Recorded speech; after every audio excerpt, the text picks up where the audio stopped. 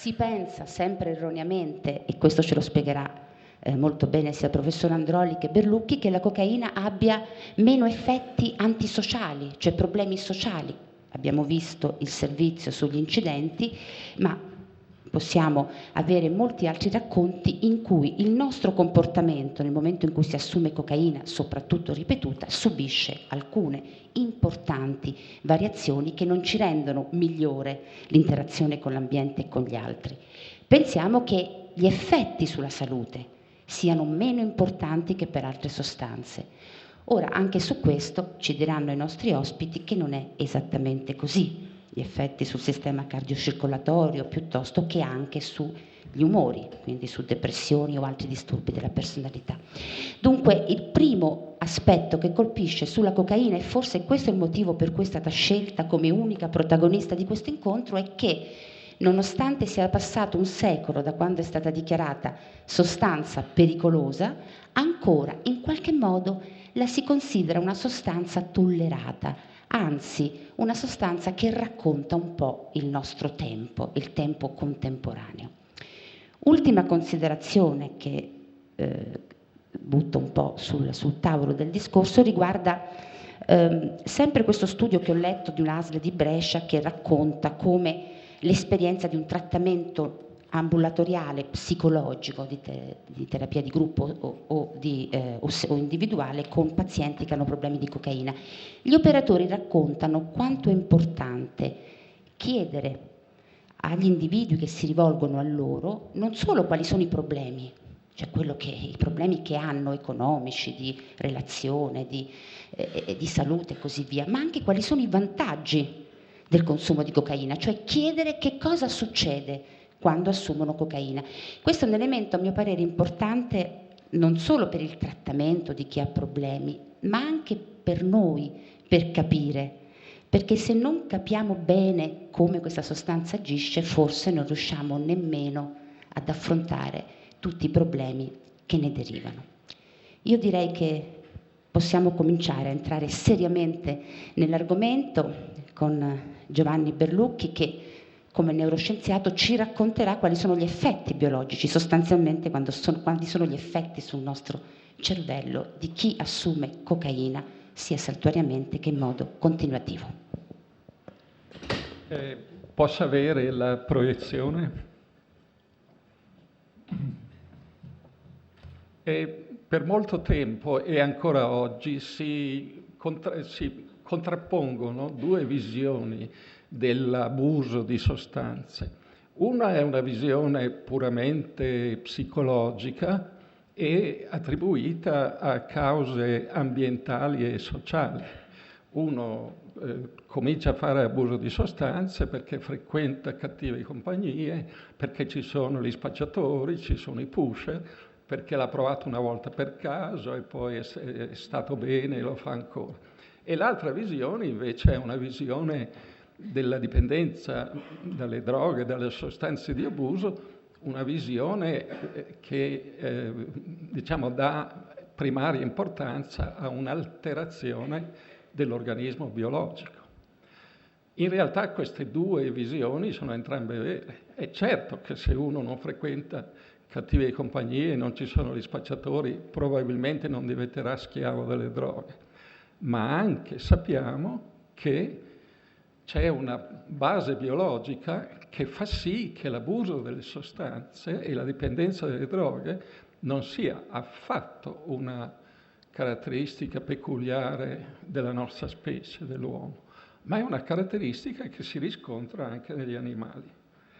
E ancora negli anni 30, questo è un lavoro pubblicato nel 1940, questo psicologo che lavorava in Florida, negli Stati Uniti, Sprague, ha dimostrato chiaramente che lì c'era una colonia di scimpanzé, che oggi non è più possibile naturalmente fare esperimenti, gli scimpanzé sono una specie protetta, ma gli scimpanzé sono molto vicini a noi come organizzazione cerebrale e lui ha dimostrato, in questo caso non era la cocaina, ma vedremo che ci sono delle somiglianze e anche delle importanti differenze, ha dimostrato che si poteva fare diventare uno scimpanzé morfinomane.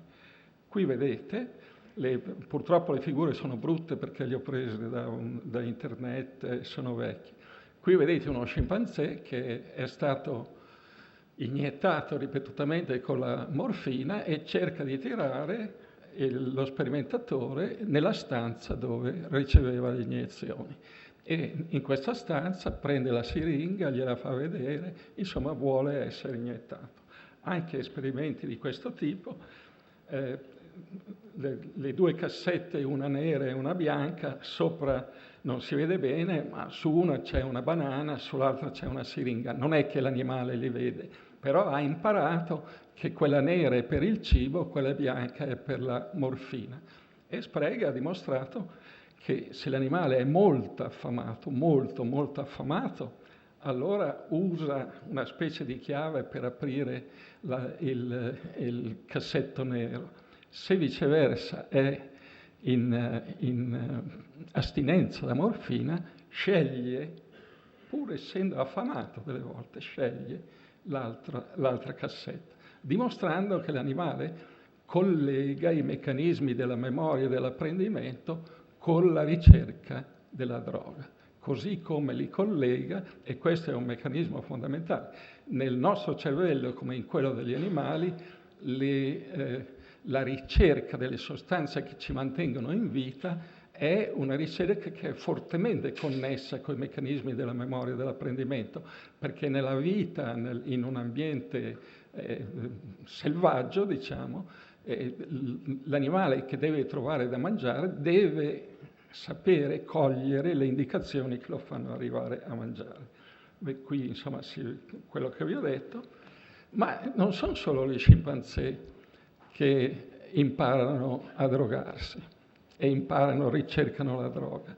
Qui vediamo un esperimento famoso di circa una cinquantina di anni fa, un po' più di 50 anni fa, dove due scienziati, Milner e Olds, hanno fatto una cosa che sembrava assolutamente controintuitiva, cioè si sapeva che gli stimoli elettrici al cervello in genere possono far male. Se l'elettrodo è in certe posizioni si sente dolore e l'animale fa di tutto per evitare. Se gli si dà la possibilità di evitare questa stimolazione elettrica, l'animale imparerà tutte le cose. Quello che loro hanno dimostrato, e questo era molto controintuitivo, che se l'elettrodo era piazzato in una particolare parte del cervello, non solo l'animale non evitava la scossa, ma la voleva.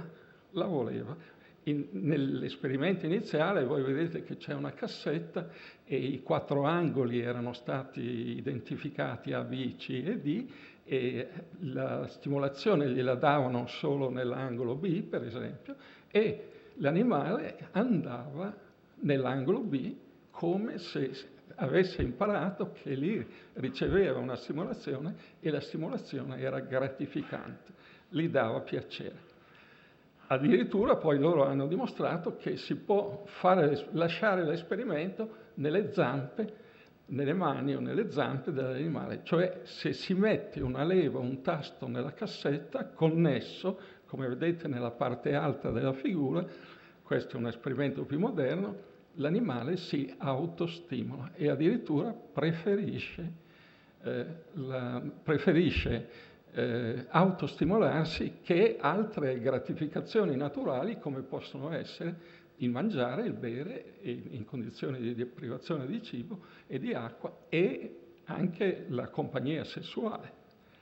E sotto vedete una cosa importante, e cioè che se si misura la soglia, cioè la quantità di corrente che è necessaria per produrre questo effetto, in assenza, se si dà solo la stimolazione elettrica, vedete i 3 pallini in alto, quella è la corrente necessaria per produrre l'effetto.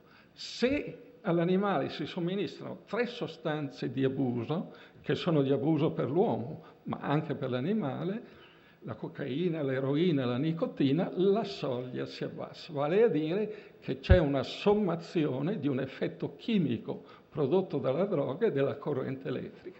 Qualsiasi fisiologo vi dice che ci deve essere una convergenza degli effetti sullo stesso substrato nervoso.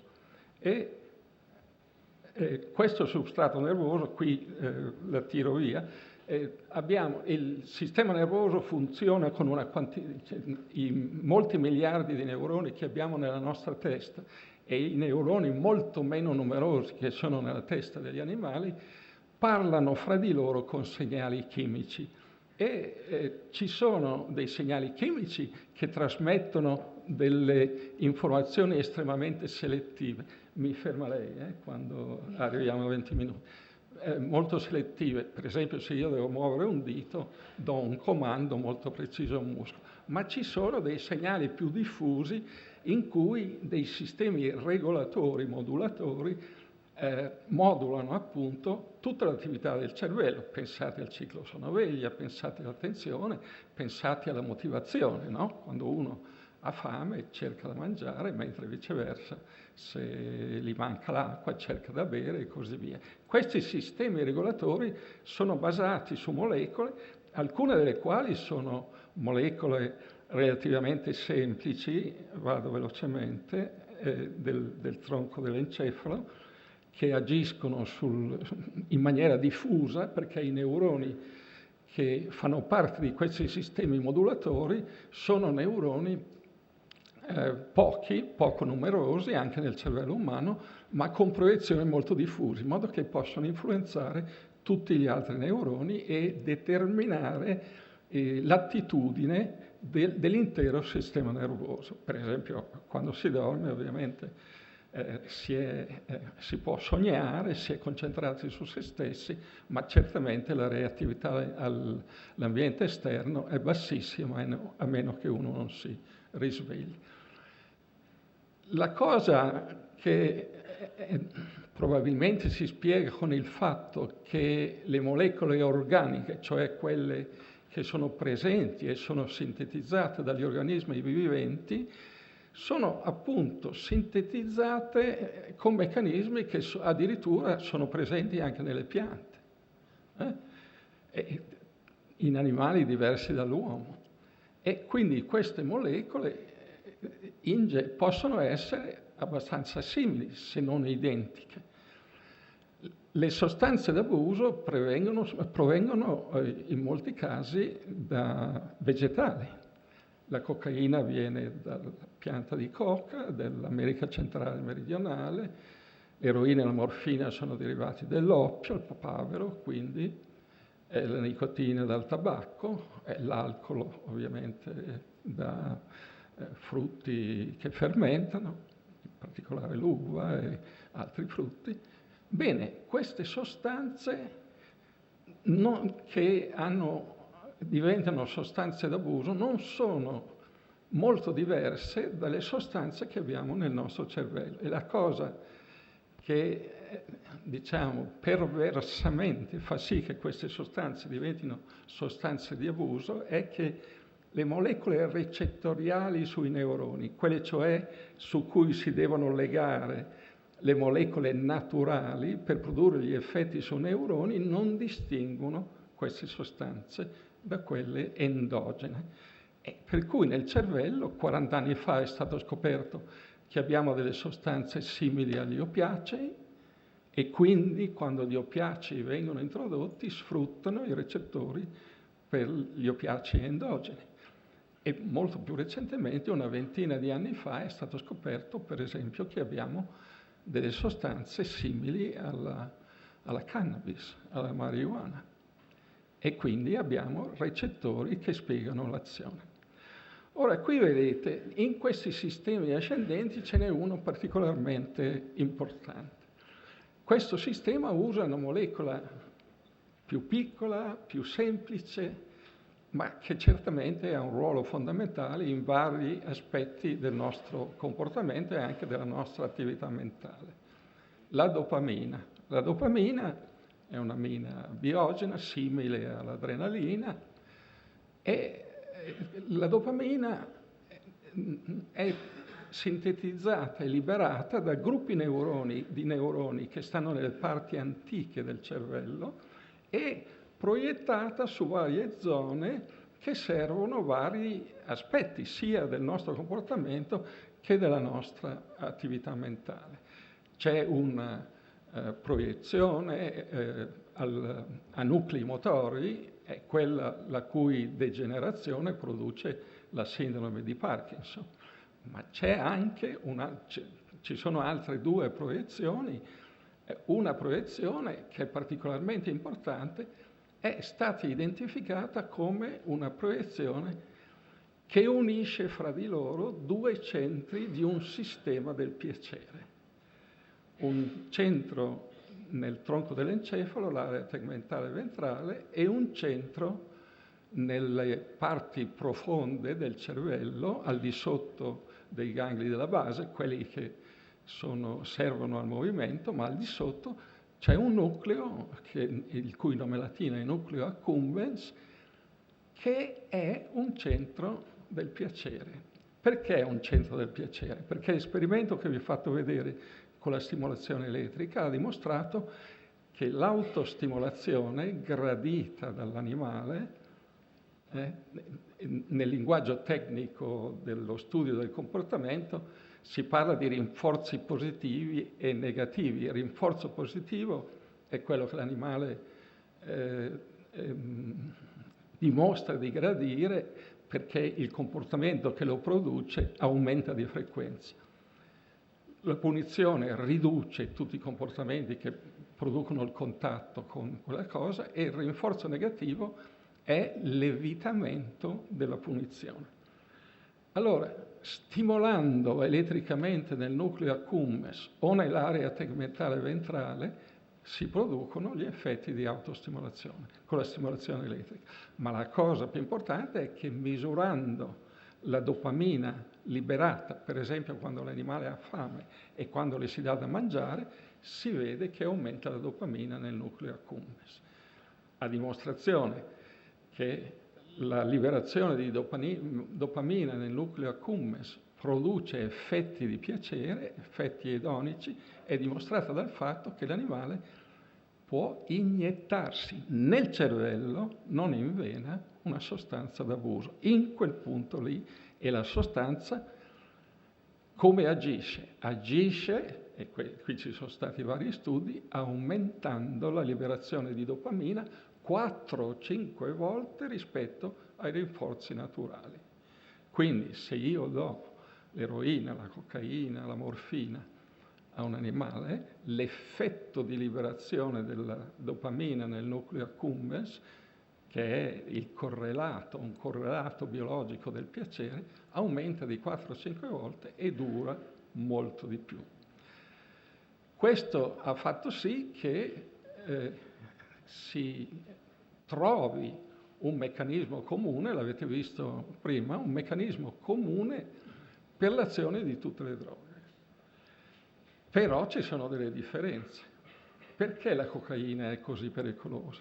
Se noi andiamo a vedere nella storia dell'utilizzo della cocaina, incidentalmente molte di queste droghe queste sostanze d'abuso vengono prima della storia, no? Ci sono reperti che dimostrano, per esempio in scheletri di cragni trovati nell'America meridionale, si trovano delle foglie di coca, no?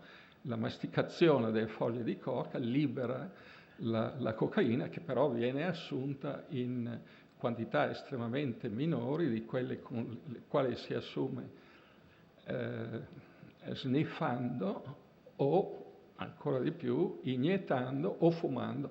Il fumo della base della cocaina è pernicioso in quanto è altrettanto efficace di far arrivare al cervello la cocaina e a far liberare la dopamina con gli effetti di piacere.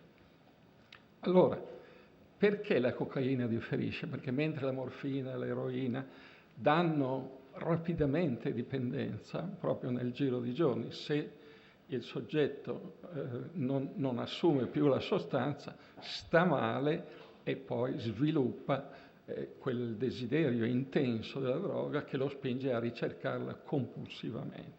Una vera e propria compulsione che il professor Andreoli vi dirà sicuramente che può essere assimilata al disturbo ossessivo compulsivo della psichiatria. La cocaina per molto tempo, a cicli veramente, è stata dipinta come una sostanza che fa stare bene e che non dà dipendenza. Già Freud, che era stato uno degli... La cocaina è stata usata in medicina anche per uno scopo molto diverso, anestetizza le fibre nervose periferiche. Oggi il dentista o nelle anestesie locali non si usa la cocaina, si usano delle sostanze simili, ma la cocaina è stata la prima a essere usata. Freud ha sperimentato gli effetti periferici, ma anche quelli centrali, cioè se l'ha assunta per bocca, fiutandola, non credo che l'iniezione. E ha scritto una frase che dice: l'euforia che deriva dall'uso di cocaina è esattamente identica a quello di un soggetto che è psicologicamente euforico perché ha ricevuto una buona notizia, perché ha vinto un premio, perché ha superato l'esame, lo studente che ha superato l'esame. È quella cosa e poi la potenza creativa è stimolata, tutte le facoltà mentali sono stimolate, uno si sente bene e può anche produrre, lavorare di più, ha meno bisogno di sonno, quindi è una cosa buona. E non dà dipendenza, diceva Freud. Poi sono uscite anche periodicamente vari medici e scienziati hanno detto che non era vero, però negli anni non molto lontani, nel 1980, c'è stato un enorme aumento dell'uso di cocaina negli Stati Uniti proprio perché è passata la notizia da parte di persone a cui si attribuiva un'autorità scientifica e clinica, è passata la notizia, la cocaina fa bene e non dà dipendenza. E quindi addirittura si dice che negli Stati Uniti un soggetto su 2 in un'età tra i 20 e i 40 anni abbia usato la cocaina. Noi siamo sempre un po' in ritardo negli Stati Uniti, ma l'aumento che c'è stato della cocaina, adesso sembra un po' in decrescita, l'aumento che c'è stato nell'uso di cocaina esprime questa idea: si sta bene, non dà dipendenza. In realtà la dipendenza, perché la dipendenza non la si vede? Perché ci mette tanto a svilupparsi, molto di più che con l'eroina, ma altro che si sviluppa, altro che si sviluppa. E la cocaina rende schiavi chi la usa, rende il soggetto compulsivamente ricercatore della droga e utilizzatore della droga. Noi tutti sappiamo,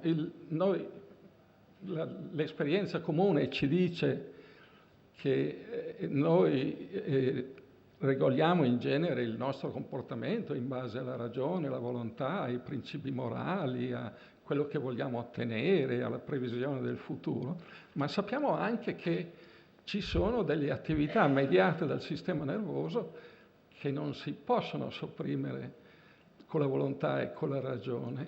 Se faccio un esempio esagerato, ma che credo che renda l'idea, sappiamo tutti che certi riflessi, come la tosse, lo starnuto, il vomito, è difficile controllarli con la volontà e con la ragione. Se mi viene uno starnuto, io posso cercare di sopprimerlo, ma è difficile, no? Quindi ci sono delle attività nervose che riflettono il controllo della volontà e della ragione, delle attività nervose che si svolgono in maniera automatica al di fuori del nostro controllo. Non voglio dire che la ricerca delle droghe, la dipendenza dalle droghe sia un'attività riflessa, ma ha certi aspetti di, appunto, compulsività che fanno sì che sfugga al controllo volontario. E qui abbiamo molte...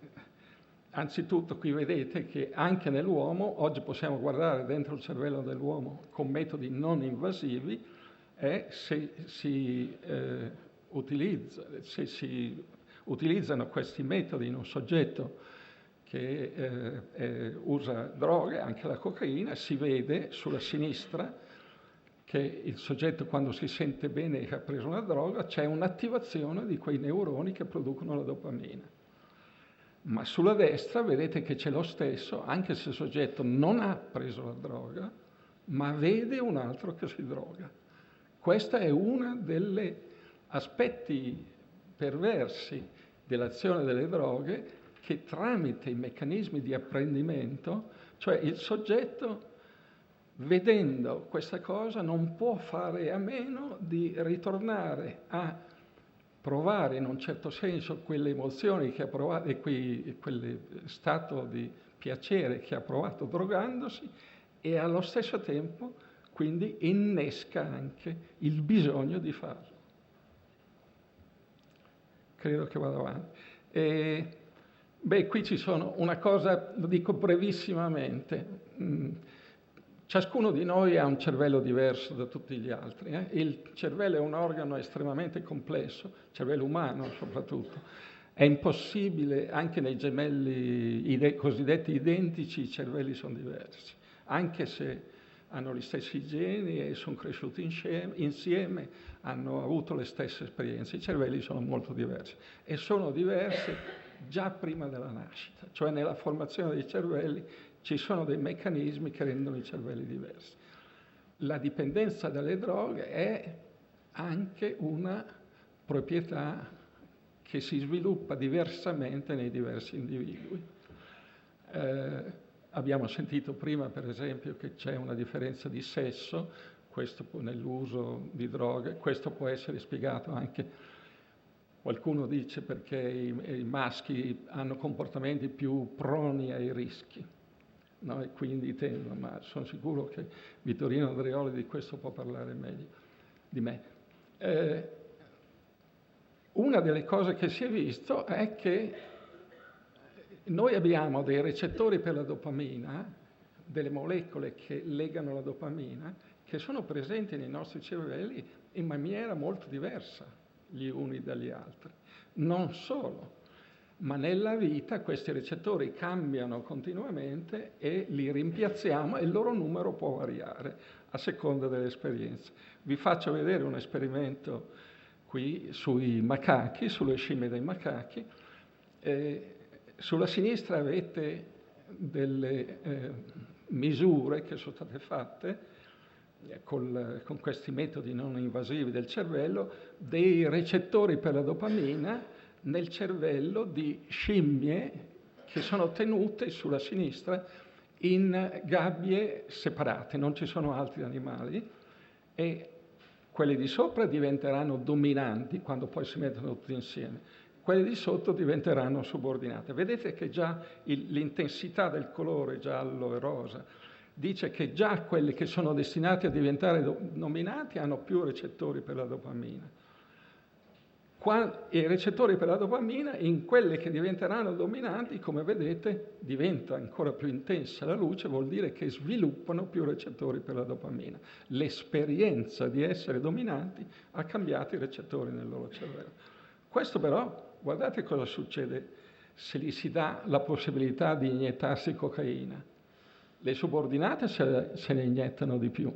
Uno può dire se ne iniettano di più perché sono in basso nella scala sociale e hanno bisogno di un compenso farmacologico. Nell'uomo si dice così, però tenete presente, come è stato detto, che chi usa la cocaina non è affatto degli strati marginali della società, ma spesso nella storia apparteneva agli strati ricchi. Oggi è diffusa invece, diffusa di tutti. Mentre invece quelle dominanti si iniettano molto poco. E questo corrisponde all'esperienza umana, che è stato dimostrato che chi ha tanti recettori per la dopamina, sembra un po' paradossale, non trova molto piacevole l'iniezione o l'utilizzo di cocaina la prima volta rispetto a quelli che invece hanno meno recettori per la dopamina. Questa è una cosa molto complicata da spiegare, ma io lo dico solo per dimostrare che è ovvio che ci sono tutti gli aspetti psicologici, ambientali e sociali dell'uso delle droghe, ma teniamo presente che il punto di convergenza è sempre il cervello con questi suoi sistemi che vengono, come si dice, usurpati dall'uso, così come ci sono i virus che utilizzano il nostro DNA per riprodursi e fanno venire i tumori, i virus gli oncovirus, i virus tumorali, così ci sono queste sostanze che catturano, gli americani dicono hijack, che sono i dirottatori degli aerei, no? Che prendono possesso dei nostri sistemi della gratificazione e ci rendono schiavi, perché i sistemi per la gratificazione sono fatti per rispondere agli eventi rinforzanti naturali, che poi naturalmente possono dare origine a eventi rinforzanti derivati. È chiaro che l'uomo, anche se mangiare e bere fa piacere, il sesso naturalmente fa piacere, poi ci sono quelli derivati, ottenere prestigio, avere attività intellettuale e così via. Forse sono andato un po' troppo. Perfetto. Magari poi dico anche degli aspetti che adesso quelli che studiano il cervello vedono che ci deve essere anche una neuroetica, cioè anche se fosse vero che la cocaina non dà dipendenza e la simpamina, gli studenti di una volta per studiare di notte prendevano la simpamina che tiene svegli, anche se può essere vero che non danno dipendenza, e non è vero, è falso, tenete presente che ci sono degli aspetti etici, così come non vogliamo il doping nello sport, questo è vero dappertutto, cioè le prestazioni devono dipendere solo dalle capacità naturali e dall'addestramento, dall'allenamento, così non è giusto, che non viene più ritenuto giusto che uno riesca a entrare nella facoltà di medicina, e come sapete c'è un esame di ingresso, semplicemente perché ha preso la cocaina o ha preso la simpamina, è diventato più brillante in quel momento lì. Sta dando un'indicazione pericolosa ai nostri giovani ascoltatori dalla platea che vogliono fare medicina. C'è anche un aspetto etico, oltre a preservare il cervello, non va fatto perché c'è anche questo aspetto etico. Grazie a Giovanni Berlucchi, insomma di cose...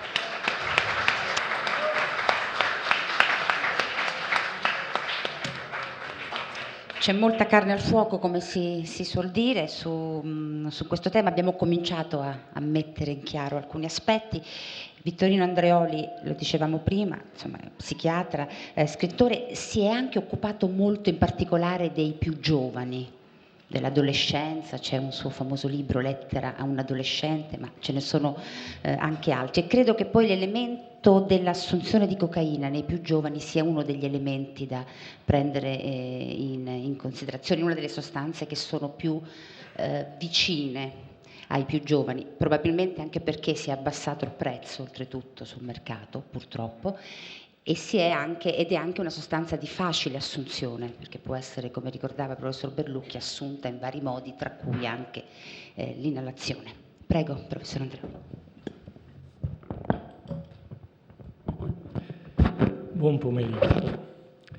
Il professor Berlucchi ha parlato molto bene di che cosa avviene dentro il cervello quando vengono assunte delle sostanze, e mi piace sottolineare che si è rivolto in particolare alla cocaina, che è il tema dominante di oggi, ma in fondo ha detto che, lette le sostanze d'abuso per quello che fanno nel cervello, ci sono dei meccanismi comuni, il che vuol dire in qualche modo che, parlando della cocaina, riusciamo anche a dare notizie che riguardano le altre droghe. Insomma, mi dispiacerebbe che voi, uscendo da queste stanze, pensaste che noi abbiamo parlato solo della cocaina. È vero, abbiamo centrato l'attenzione su un problema sociale enorme, ma abbiamo già cominciato a sentire che abbiamo delineato dei meccanismi che hanno a che fare con quel sistema di ricompensa e del piacere che in qualche modo è comune anche alle altre droghe. Dicevo, il professor Berlucchi vi ha riportato dentro il cervello. Io vi tiro fuori adesso perché io mi occupo, faccio il clinico e quindi osservo i comportamenti e, seguendo alcuni parametri, addirittura sono portato a dire se quel comportamento è normale o accettabile e se altri comportamenti invece non lo sono, e addirittura in un paradigma di normalità e follia mi devo occupare anche per stabilire quando una categoria comportamentale noi la definiamo all'interno della follia. Però ci tenevo a dirvi che non è che il discorso di Berlucchi e le cose che vi dirò io siano due campi separati. In realtà sono due linguaggi che raccontano la stessa storia. La difficoltà qual è? La difficoltà è ancora quella di legare ciò che il professor Berlucchi ha detto e che potrebbe dire molte più cose a quelli che io chiamo i comportamenti che osservo. Certamente, modificandosi il cervello, si modifica il comportamento. Su questo ormai non c'è più dubbio e mi pare, Giovanni, che la storia era passata da quei neuromediatori, cioè li chiamavamo mediatori o modulatori della trasmissione nervosa tra due neuroni, e poi siamo riusciti a dire che sono anche dei trasmettitori o comunque dei modulatori del comportamento. Allora, insomma, parliamo di uno stesso tema, solo con due linguaggi diversi, perché forse un giorno, lo diceva già Freud, forse un giorno riusciremo a descrivere molti di quelli che chiamiamo sintomi, comportamenti, forse li riusciremo anche a definire, a raccontare in modo più preciso attraverso i sistemi neuronali e attraverso anche i neuromodulatori.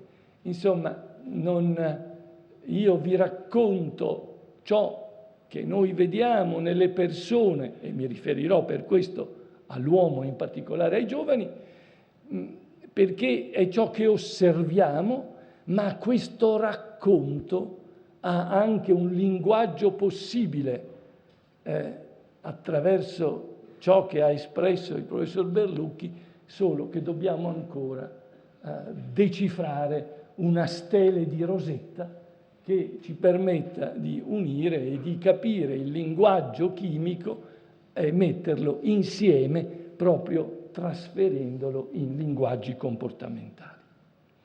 Detto questo, perché insomma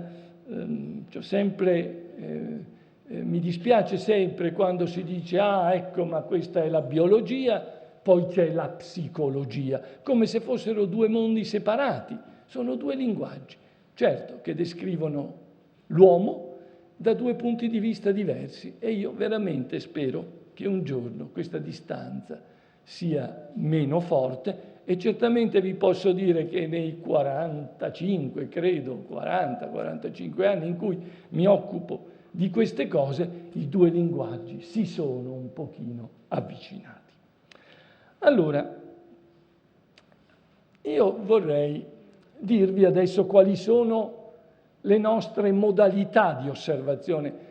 Diciamo, abbiamo anche una nostra metodologia, perché il clinico non è quello che guarda qualsiasi cosa, ma abbiamo proprio, come dire, delle strade, delle autostrade diverse l'uno dall'altra. Allora, per esempio, ce n'è una che ci porta ad osservare qual è l'attenzione, lo stato di coscienza, l'attività, diciamo, dei sensi, la sensorialità. E questo è parte del comportamento. Poi però abbiamo un'altra importantissima autostrada quando noi osserviamo una persona e quindi guardiamo la dimensione clinica. Dice, per esempio, guardiamo qual è la ideazione. Ideazione vuol dire che cosa pensa, come esprime i pensieri, in quale modo collega le idee tra di loro, per esempio. E quindi ecco un altro schema che dobbiamo seguire per descrivere il comportamento. E ce n'è un terzo, io semplifico molto naturalmente, che è quello dei sentimenti.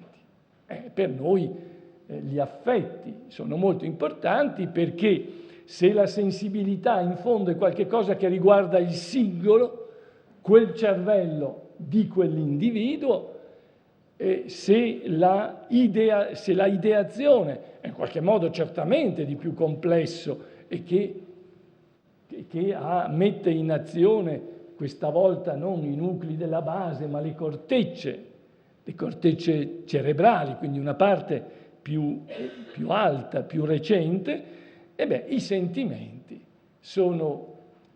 mettono in contatto e parlano delle relazioni, cioè del rapporto che io stabilisco con un altro, dei legami. E in questo le differenziamo nettamente dalle emozioni.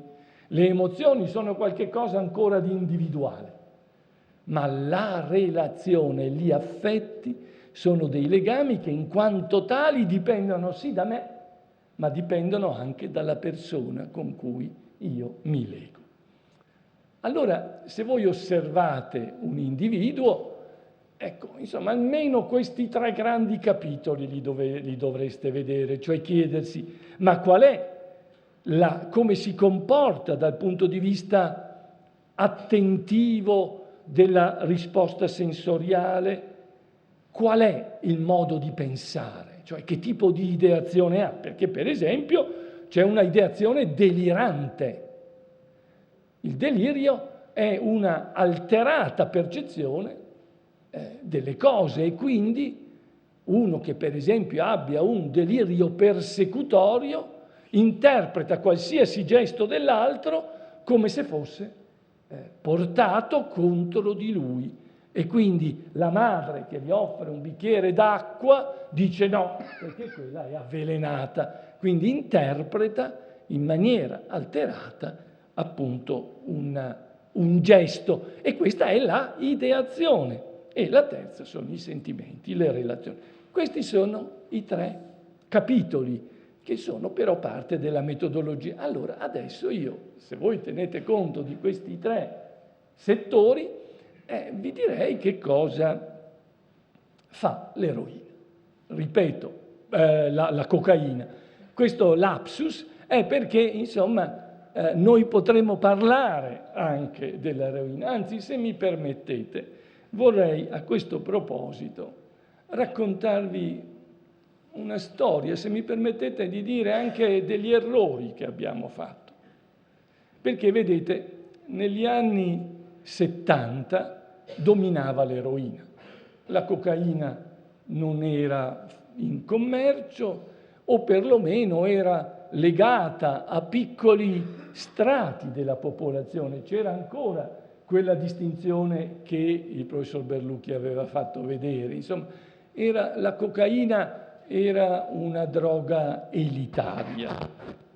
Quello che stiamo osservando dalla fine degli anni *80 e soprattutto adesso invece, in qualche modo, mentre l'uso della cocaina aumenta, l'uso della eroina diminuisce. Pensate qual è l'errore che abbiamo fatto. Ma in quegli anni noi cominciavamo a dire, primo, che l'eroina rende passivi. È assolutamente vero, nel senso che chi era dipendente dall'eroina in qualche modo viveva come se tutto il mondo fosse l'eroina. Tutti i suoi pensieri, tutta la sua attività mentale e comportamentale era portata ad avere la dose.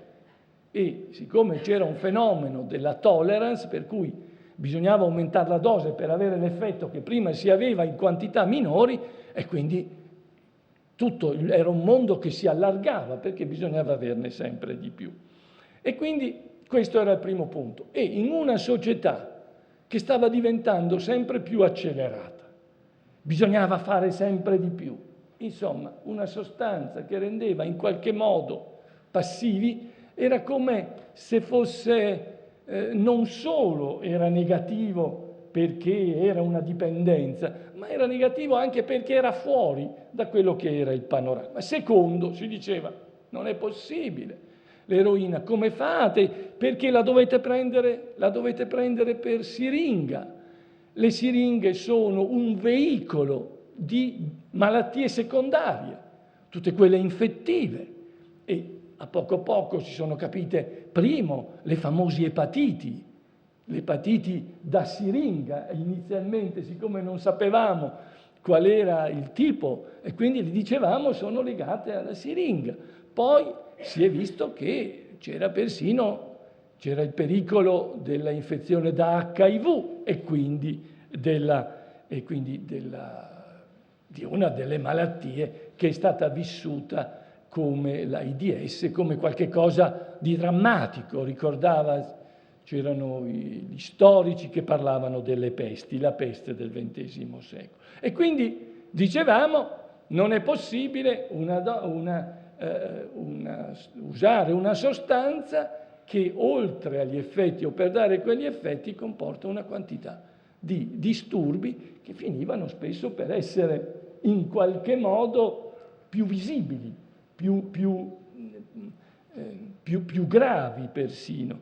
Inoltre c'era un dato: l'eroina ha un effetto antilibidico, toglie la libido, che in qualche modo voleva dire toglie la potenza sessuale, toglie in qualche modo, soprattutto nell'uomo, togliere la potenza sessuale era un simbolo per togliere la potenza, perché è sempre stata una identificazione dell'uomo legata alla sua sessualità. Insomma, io vi sto raccontando una quantità di cose per cui noi, sottolineando tutti questi danni tremendi della eroina, sapete cosa abbiamo fatto? Abbiamo fatto la pubblicità alla cocaina. Adesso, per carità, state attenti, la mia è una metafora, perché allora abbiamo detto, bene, allora se uno proprio volesse prendere delle sostanze, che prenda una sostanza attivante, che socializzante, che prenda un'attività che non sia per siringa e inoltre, casomai, che potenzi l'attività sessuale.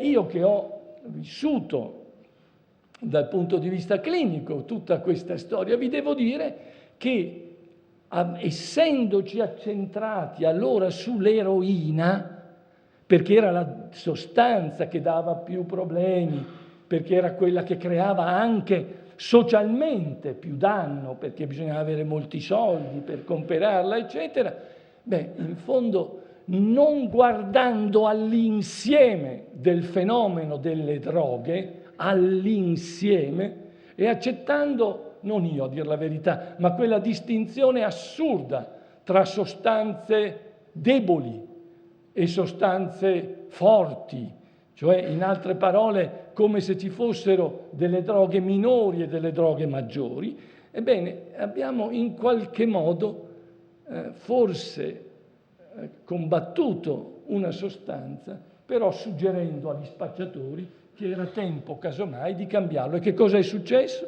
La fine degli anni '80, dove veramente una lotta all'eroina era stata fatta e anche i sistemi di organizzazione ospedaliera cominciavano a funzionare, ci siamo trovati tutto d'un tratto che lo spacciatore vendeva cocaina allo stesso prezzo innanzitutto della eroina, e quindi ha fatto un cambiamento di mercato, neutralizzando tutto, perché gestire i problemi da eroina è molto diverso che gestire quelli da cocaina, perché appunto è diverso il modo con cui si è vissuto. Allora ecco perché io ci tengo ancora a sottolineare che c'è un aspetto comune delle droghe e ci sono degli effetti proprio per quella identità di meccanismi d'azione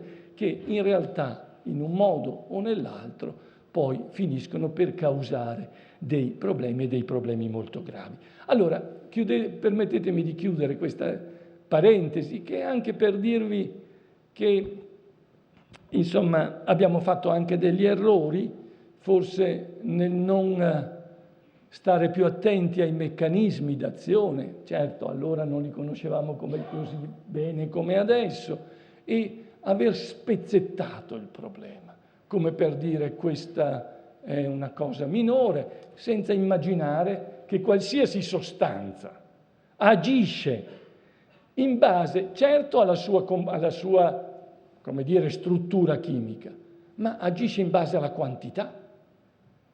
Quindi la stessa sostanza dipende anche dalla via di somministrazione. E vi dirò di più, dipende anche dalla personalità di una persona che lo assume, perché personalità, quando io parlo di personalità, io penso a quelle differenze nei circuiti che hanno anche, che sono diverse anche nei gemelli identici, nei gemelli omozigoti. Quindi personalità vuole esattamente dire, ecco, i linguaggi che stanno diventando comuni. Allora, come si fa a dire che una droga è una droga leggera? Quando la posso appesantire, aumentando il dosaggio, prendendola magari per una via attraverso cui l'effetto, cioè la riporto nel cervello con maggiore quantità e più rapidamente. Ecco, e addirittura quando questo può dipendere dalla personalità, addirittura se la prendo insieme con gli altri, perché, ripeto, gli effetti affettivi, vi dicevo, si legano, sono i sentimenti. Adesso cominciamo a vedere però la cocaina, ma ormai credo di avervelo ripetuto, è un qualche cosa che è in comune anche alle altre. Allora, che cosa fa su quella prima autostrada la cocaina? Beh, innanzitutto ha un effetto, lo ha accennato il professor Berlucchi, sui processi attentivi. Se uno è un po' addormentato, per usare un'espressione comune, questa sostanza attiva, cioè lo porta ad un livello attentivo maggiore. Anche questo, per esempio, vale per la cocaina, ma vale per le anfetamine. E quindi ecco che c'è un effetto in qualche modo attivante. Cambia completamente la percezione della propria consapevolezza. Si ha l'impressione di essere diversi, cioè il proprio vissuto, cioè come sono io. Posso dire sono timido, sono piuttosto chiuso, non mi piaccio. Ecco che tutta questa percezione di me si modifica e quindi cambia quella che possiamo chiamare la autoconsapevolezza, l'autocoscienza. Per esempio, certamente aumenta l'autostima. Uno si ritiene in grado di poter fare più cose, di poterle fare meglio. Pensa lui. Per esempio, a proposito di quelli che fanno gli esami e che pensano di avere sostanze, mi riallaccio ad un inizio di discorso che poi non aveva il tempo completamente di fare Giovanni. Per esempio, si è visto che la cocaina è vero che facilita le associazioni di problemi semplici, ma è assolutamente incapace di aiutare a risolvere problemi complessi. Non so se è chiaro questo. Allora, anche qui c'è un vissuto che è quello della propria percezione di riuscire a fare meglio. Però se voi andate e fate a quello studente un esame approfondito, che non è solo quello delle associazioni rapido del ricordo, e vai a fare, cioè si va ad indagare in modo più approfondito, in modo più in cui la ragione, la razionalità è più impegnata, quel ragazzo non fa meglio all'esame, anzi fa molto molto peggio. E quindi anche qui però non c'è dubbio che ha un effetto su tutto ciò che è associazione, chiamiamola elementare, ma non della profondità. Ecco, soprattutto vedete che qui si pone una differenza, e arrivo a dire dei giovani. Un conto è parlare degli effetti, un conto è parlare dei vissuti. Ora, parlando delle droghe, della cocaina, ciò che è importante è il vissuto. Per esempio, è stato detto che la cocaina viene consumata oggi indipendentemente, entro certi limiti, dalle fasce di età. C'è una fascia di età adulta che consuma cocaina. E poi ci sono i giovani che lo fanno, ci sono anche persone, diciamo così, anziane che lo possono fare. Allora, è chiaro che l'effetto è un effetto che deriva da quei meccanismi biologici e quindi grosso modo è quello. ma ciò che cambia sono i vissuti. E il vissuto di un adolescente o di un giovane è completamente diverso dal vissuto che ha invece un adulto o che ha una persona anziana. Allora, quindi non possiamo dire che ciò che produce la cocaina nei giovani è identico a quello degli altri. L'effetto sì, ma il vissuto. Per esempio, gli adolescenti non si piacciono. Chi sono gli adolescenti? Qui forse c'è un po' di più, ma insomma, oggi l'adolescenza copre almeno tutto il periodo della scuola superiore e si sta spostando l'adolescenza, si sta allungando. Allora, una delle caratteristiche dell'adolescenza è quella che non si piacciono. Insomma, sono molto attenti a dire, ecco, vorrei essere così, come il mio amico che è più spigliato, come quell'altro, guarda, che riesce ad attivare il fascino delle ragazze o delle ragazze per i ragazzi. Insomma, c'è un senso di insoddisfazione. Allora, che cos'è? C'è il desiderio forte di cambiamento. Ed ecco perché giustamente sono state definite, e la cocaina in particolare, una sostanza della metamorfosi per i giovani. Perché come la assumono? Dopo pochissimi minuti, 2, 3, 4 minuti, si avverte un vissuto che è diverso, perché qui la sensibilità al cambiamento, cioè se non mi piaccio, sono molto attento se qualcosa cambia, perché vuol dire che miglioro e quindi ho una disponibilità e una attenzione al cambiamento che è più che di quella della persona anziana o della persona adulta. Anzi, ci sono degli adulti di successo che sono attenti a non cambiare niente. Scusi, non so, io ho una grande ammirazione per un uomo dell'industria che dirige la Fiat. Ho saputo anche quanto prende, ma che cosa deve cambiare? Questo deve stare attentissimo a non cambiare niente, è bravissimo, porta un'azienda, credo bene, guarda, insomma, questo è un vissuto diverso degli adulti, hanno un vissuto, c'è un po' di invidia, ma ci sta. Ma voglio dire, c'è un vissuto diverso tra gli adolescenti che sono attenti, invece vorrebbero cambiare, rispetto a chi ha raggiunto un successo. Diventa così con la cocaina? No, ma voglio dire, quello che cambia molto il vissuto. Allora, ciò che può portare un giovane ad avvicinarsi a queste sostanze è perché viene a sapere che cambiano il proprio vissuto.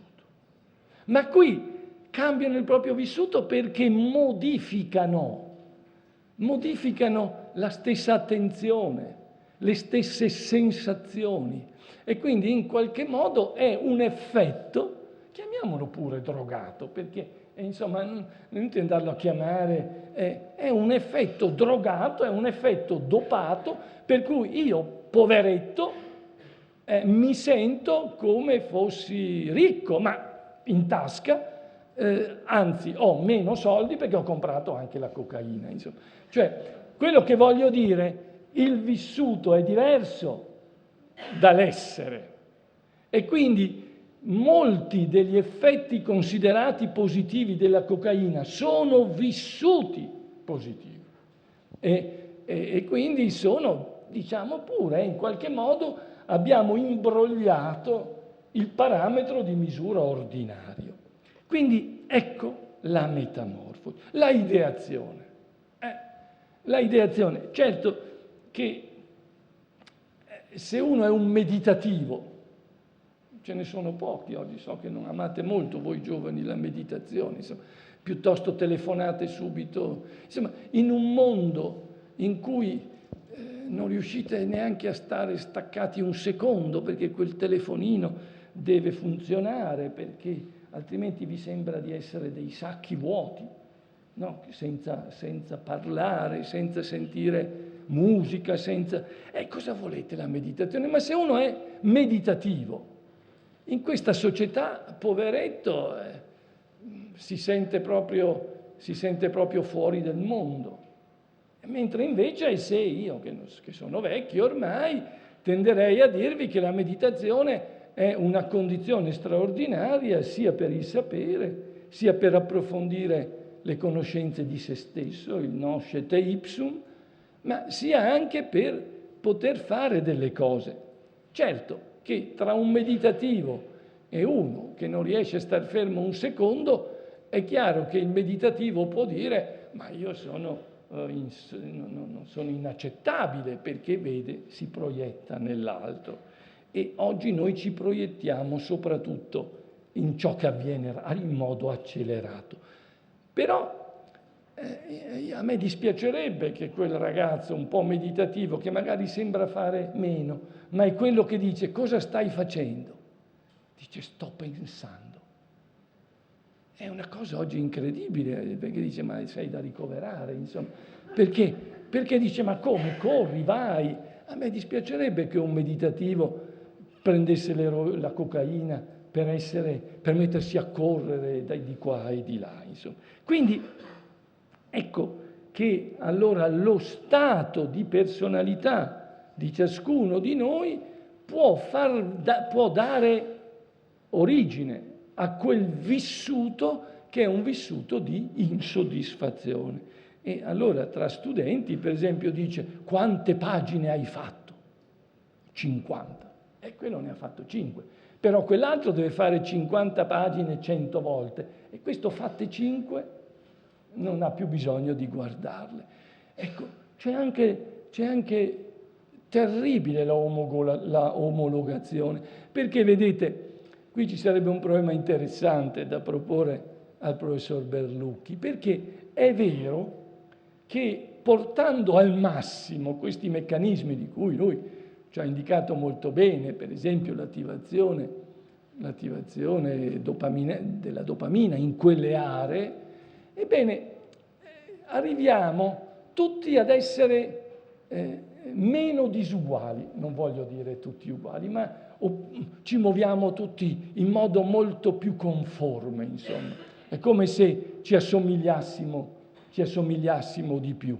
Ecco, mentre invece la nostra personalità, per fortuna, ci differenzia e l'idea di persona è proprio quella di qualche cosa che riguarda te e che è talmente originale che non riguarda l'altro. Quando invece ti sei drogato, forse sei più simile all'altro, però perdi la tua personalità. Io ho ancora 2 minuti, credo che lei me li possa dare, per dire la ideazione. La ideazione. Certo, c'è chi pensa che l'idea, lo pensava anche Croce, a dire la verità, diceva che se uno ha idee chiare parla chiaramente, insomma, e quindi e quindi probabilmente se uno ha tante idee parla anche di più, sarebbe da dire a questa interessante ipotesi crociana. E invece ci sono dei soggetti che hanno una ideazione più rallentata e più profonda, altri invece che hanno sempre pieni di idee e poi non concludono niente. Questo lo vediamo abitualmente, anche tra i figli, tra i nipoti, tra gli studenti. Ecco, allora anche qui, ma perché non rispettare questa diversità? Cioè, io sono d'accordo perché nel parlare proprio di un'etica, ma perché devo sommergere tutto ciò che mi appartiene, fino al punto da non poterlo neanche conoscere, perché se io comincio a 15 anni a prendere sostanze e quindi a modificare il vissuto che ho di me, conoscerò tutto quello che la sostanza mi dà, senza mai aver saputo chi veramente sono.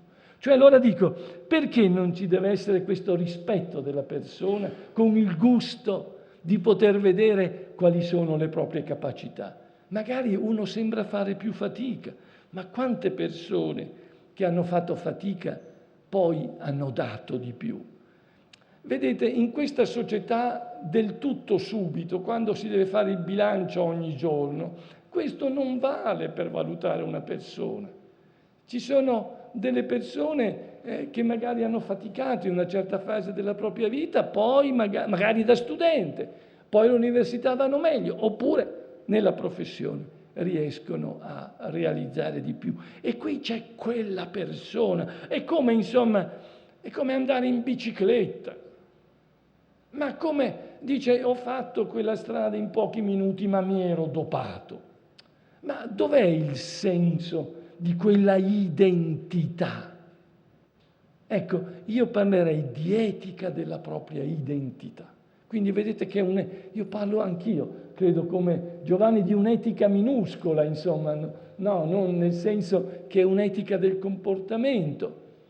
Perché non devo essere affascinato da quelle che sono le mie possibilità, anche se in quel momento mi sembrano, attraverso il mio vissuto, che siano meno importanti, meno forti dell'altro. Terzo punto, i sentimenti. E qui viene fuori la dipendenza, perché è inutile fare anche qui abbiamo sbagliato. Io non è che non voglio farvi una confessione della mia generazione catastrofica, perché non lo è stato, però abbiamo fatto degli errori. Per esempio, non ha senso quella distinzione tra dipendenza psicologica e dipendenza fisica. Anche qui è come separare due domini, la mente dal corpo, come fossero due cose tra loro diverse. Certo che l'impegno del corpo, l'impegno dei muscoli, l'impegno di quello che è appunto tutto ciò che è extracerebrale, perché nel cervello invece avvengono le stesse cose, mentre l'eroina, certo, dà maggiore un senso di difficoltà corporea, cioè cosiddetta dipendenza di alcune funzioni, per esempio muscolari. Ebbene, la dipendenza è una condizione per cui una persona stabilisce un legame, una relazione non più con le persone ma con una sostanza. E anche quando con la cocaina sembra invece di poter parlare a tutto il mondo, bene, ricordatevi che quello che sta cercando, tiene una concione con tutto il mondo, in realtà sta pensando che se finisce l'effetto della cocaina si smorza tutto. È come un interruttore che si spegne. Voi sapete che la caratteristica principale della cocaina viene sintetizzata nel famoso up and down, perché subito come la si prende c'è uno stimolo per cui viene riattivata appunto quella funzione 4 o 5 volte, diceva il professor Berlucchi, e quindi c'è un'attivazione. Però c'è un consumo poi di questa sostanza e quindi quell'effetto cala, e anche ritornasse alla norma, ecco il vissuto, noi avvertiamo il salto tra quando eravamo up e quando non lo siamo più, e quindi consideriamo il nostro stato normale rispetto a quell'up come fosse appunto un down, come fosse qualche cosa di patologico. Ma certo, allora quando c'è il down, cosa dice? Io non posso accettarlo, prendo ancora cocaina e quindi ancora un po' up, dopodiché down, up and down. E quello che sarà il tentativo sarà quello di far sì di stare sempre up. E allora bisogna continuamente prenderla, quasi per fare in modo che la discesa venga subito bloccata e si risalga. E questa è dipendenza. Vi dico, chi, come credo anch'io, sosteneva che l'eroina dà una grande dipendenza fisica, la dà anche la cocaina, solo che è diversa, cioè solo che si esprime con segni diversi. E vi dirò che quella della eroina poi aveva quelle caratteristiche perché quasi sempre si accompagnava a degli effetti secondari, cioè a quei disturbi che erano correlati, per esempio, a un'epatite. No, una grave epatite ha un effetto sulla psiche che è considerevole. E quindi, devo dire, anche qui era una distinzione non netta. Allora, i sentimenti I sentimenti vuol dire che voi scegliete se usate la cocaina e la usate in modo da voler stare up, scegliete il rapporto con una sostanza invece che con un essere umano.